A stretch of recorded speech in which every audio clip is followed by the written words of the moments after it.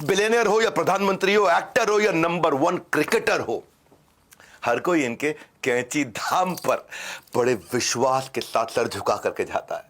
आस्था के इस धाम पर आकर सबने रास्ता पाया है। द वेरी फेमस नीम करौली बाबा जी, आपको आज बहुत बहुत प्रणाम। आपको शक्ति का आवेश जो मिला था प्रभु बजरंग बली का, आपका नाम था लक्ष्मी नारायण शर्मा। नीम करौली बाबा को इस युग का सबसे महान संतों में एक माना जाता है। स्टीव जॉब्स बोले एप्पल कंपनी को सीड आइडिया इनके धाम से मिला था। स्टीव जॉब्स की बात कर रहा हूं, यहां की उनकी जिंदगी बदल गई थी। मार्क जकरबर्ग अमेरिका से आए, फेसबुक को नेक्स्ट लेवल तक कैसे लेके जाया जाए, मोटिवेशन यहीं से मिला। हॉलीवुड एक्ट्रेस जूलिया रॉबर्ट्स तो कहती है मैंने इनका आज तक चेहरा देखा नहीं, लेकिन फोटो में देख करके मेरा दिल पिघल गया और मैं भारत आई और हिंदुइज्म प्रैक्टिस करने लगी। क्रिकेटर विराट कोहली लगातार फेलियर पे फेलियर का सामना करने के बाद जब पहली दफा सेंचुरी पे सेंचुरी उन्होंने मारनी शुरू करी, बोले यहीं आकर के दर्शन और सेवा करने के बाद उनकी इंस्टाग्राम पोस्ट आपने देखी होगी, दुनिया देखती है। इनका जन्म नहीं बोलूंगा, आविर्भाव का अर्थ क्या, वो ये प्रकट होते हैं या अप्रकट होते हैं। इनका जन्म सन 1900 में हुआ था और उन्होंने समाधि यानी कि तिरुभाव 1973 में हुआ, समाधि ली। नीम करौली बाबा ने कभी किसी भक्त को अपने पांव नहीं छूने दिए। वो कहते थे कि मेरा नहीं हनुमान जी के पांव छुओ। उनकी कहा जाता था उनकी थोड़ी पूंछ भी थी। इनका नाम नीम करौली बाबा कैसे पड़ा? एक दफा ये एक ट्रेन पकड़ कर निकले और वहां पे जो ट्रेन में बैठे, इनके पास पैसे तो थे नहीं। भिक्षु एक अधिकारी जो उनका भक्त था, उन्होंने कहा नहीं बैठ जाइए, कोई समस्या नहीं है। उनकी बात मान के बाबा ट्रेन में बैठ गए। पैसे थे नहीं, टिकट थी नहीं। कुछ स्टेशन चलने के बाद नया टीसी आ गया। वो तो बेचारा चला गया। नया टीसी आया, वो अटक गया। अरे उतरो, बिना टिकट के बैठ गए हो, उतरो यहां से, बिना टिकट के बैठ गए। बोले मेरे को अधिकारी ने कहा, अरे कोई अधिकारी नहीं, बिना टिकट के बैठ गए हो।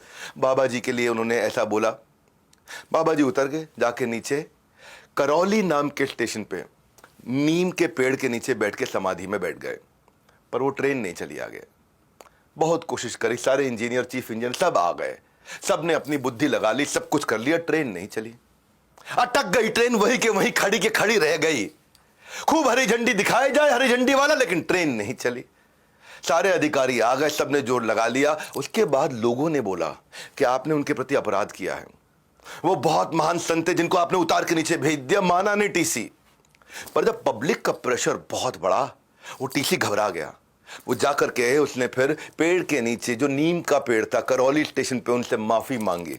और जब माफी मांगी, फर्स्ट क्लास कंपार्टमेंट में जैसे ही बिठाया, ट्रेन चल पड़ी। और तब से उनका नाम पड़ गया नीम करौली। आपको पता है आज भी लाखों लोग हर साल कैंची धाम आश्रम में जाकर के कंबल क्यों भेंट करते हैं, क्यों कंबल चढ़ाए जाते हैं? इसके पीछे की कथा सुनिए। नीम करौली बाबा हमेशा कंबल उड़ा रखते थे। एक दिन अचानक वो सबको छोड़ के निकले, बड़े खास उद्देश्य से निकल के। अपने एक बुजुर्ग, एक ऐसे दंपत्ति थे जो उनको बहुत मानते थे। बोले आज रात को आपके घर पर रुकने आए। वो हैरान, बोले जिनको हम भगवान का स्वरूप मानते हैं वो स्वयं हमारे घर पे आ गए सोने के लिए। गरीब थे बहुत, तो जो भी कुछ खाने का संसाधन था उनको दिया, उनको भोजन लग किया, एक तरह से भोग चढ़ाया उनको। और एक चारपाई थी, उस चारपाई पर उनको सुलाया, बाकी दोनों जमीन पर सो गए। उस दिन रात को जैसे जैसे आधी रात बीतने के बाद नीम करौली बाबा कराहने लगे। बहुत आवाज आने लगी जैसे कि उनको बहुत मार रहा हो, बहुत पीट रहा हो। अब वो सोए हुए थे।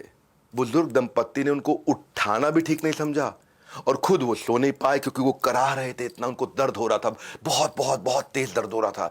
हिल रहे थे, कांप रहे थे, वो दर्द उनको देख रहे थे। तो जब वो सुबह उठते ही नीम करौली बाबा ने धीमे से इस कंबल को आराम से लपेटा। आराम से लपेटने के बाद बुजुर्ग दंपत्ति को दे दिया। बोला इसे गंगा में प्रवाहित कर देना, कंबल खोल के मत देखना। ये बड़े हैरान हो गए दोनों। कंबल को प्रवाहित कर दें, खोल के ना देखे। कंबल जैसे ही उठाया, कंबल बहुत भारी, ऐसा लगा जैसे इसमें लोहा भरा पड़ा है, बहुत भारी कंबल। बहरहाल उन्होंने गुरुदेव की आज्ञा, कंबल नहीं खोला, जाकर के प्रवाहित किया। अजीब सा लगा कंबल प्रवाहित करते वक्त। कुछ दिन के बाद उसी दंपत्ति का बेटा बांग्लादेश से वॉर के बाद लौटा, जो कि ब्रिटिश फौज में एक सैनिक था और दूसरे विश्व युद्ध में उस समय बर्मा फ्रंट पर तैनात था ब्रिटिश आर्मी की तरफ से। लड़ाई की स्थिति पूछने पर पता चला कि दुश्मन उस रात को, और ये वही रात थी जिस दिन बाबा नीम करौली उनके घर आए थे, पूरे दुश्मन की फौज ने उसको घेर लिया और सबको घेर लिया। वहां कुछ थोड़े से सैनिक बचे थे और लगातार रात भर गोलियां मारते रहे। सारे सैनिक मर गए, इसको एक भी गोली नहीं लगी। मेरे बोलते बोलते रोंगटे खड़े हो रहे हैं। इसको एक भी गोली नहीं लगी। पूरी रात गोलियां चलती रही, सब मर गए, इसको एक गोली नहीं लगी। दरअसल ये वही रात थी जिस दिन नीम करौली बाबा उस दिन रात को वो सारी गोलियां खाते रहे उस बेटे के। तब जाकर उनको समझ में आया, जब प्रवाहित करी थी और जो लोहे की आवाज़ अंदर से आ रही थी उसमें वो सारी की सारी गोलियां थी जो बेटे को नहीं लगी। बाबा की झोली ने समेट ली सारी की सारी गोली।